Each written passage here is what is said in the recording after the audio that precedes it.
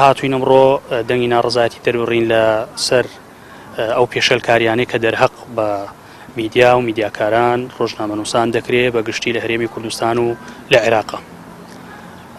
وەکو خۆتان دەبینن ئەمڕۆ هەموو کەناڵەکان یەکدەنگ هاتوونەتە ئێرە بۆ ئیدانەکردنی ئەو کارە تەندروستانەی کە دەرهەق بە کاری ڕۆژنامەنووسی ئەکرێ. بەجددی ئازادی ڕۆژنامەنووسی واتە ئازادی ئێمە، هەمومان دژی ئەوەین کە کاری ڕۆژنامەنووسی بکرێتە ئامانج. بەناوی نووسینگەی گەرمیانی سندیکای ڕۆژنامەنووسانی کوردستانەوە بە هەمومانەوە ئیدانەی تیرۆرکردنی کامێرەمانی یاخود پەیامنێری کەناڵی کوردستان تیڤ بکەین لە داقوق کە بەداخەوە بە شێوازێکی دڕندانەوە بە شێوازێکی زۆر نامرۆڤانە لە ماڵەکەی خۆیەوە بە بەرچاوی مناڵەکانی خۆیەوە تیرۆر کراوە، شەهید کرا لەلایەن ئەو گروپە چەکدار و میلیشیانی کە ئێستا باڵادەستن لە ناوچە جێناکۆکەکانی هەرێمی کوردستان.